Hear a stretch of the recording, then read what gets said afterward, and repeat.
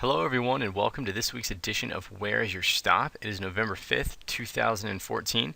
And for those of you following along with our Hawking Perspective newsletter that goes out weekly, we talked about this week some shot across the bows in terms of central banks, and more specifically the news that came about from the central bank out of Japan and the effect that really had.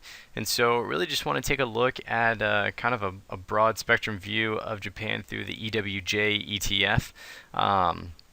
And so, essentially, we've been in a very nice long uptrend with EWJ really since the back half of 2012. Ended up getting out of that around July, a little bit before July, actually, in August here, on this drastic move down. And since then, actually been in a sideways sloppy short really for a long time, and we can just see this very sideways essential market right in here.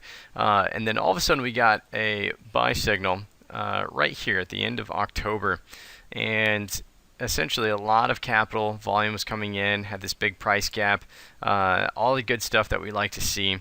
And then all of a sudden BOJ made their announcement. We had this huge spike up. I mean, literally, for an index, it's pretty big to have a single day spike of 7% kind of thing. So one would think that with that large of a move up, that essentially our stops would move up and accelerate very quickly. What I want you to focus on, though, is we could see these drastic gaps. We had this big gap up and this big gap down, and price essentially right now is just right in between the middle of them. And sometimes price discovery can be a very dramatic and volatile thing.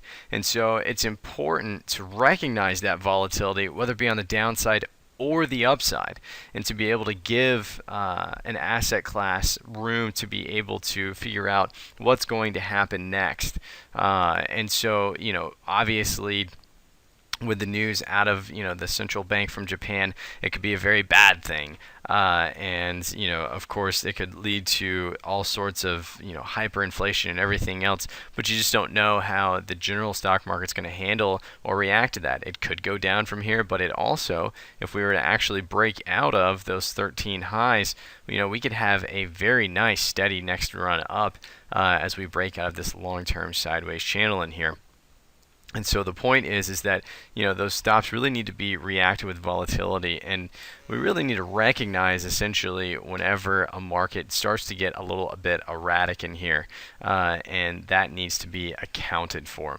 As always, we love your questions, we love your comments.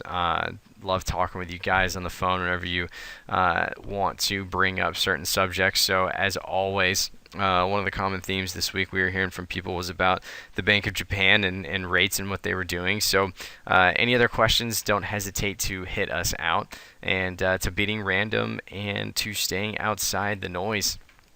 We look forward to talking with you next week.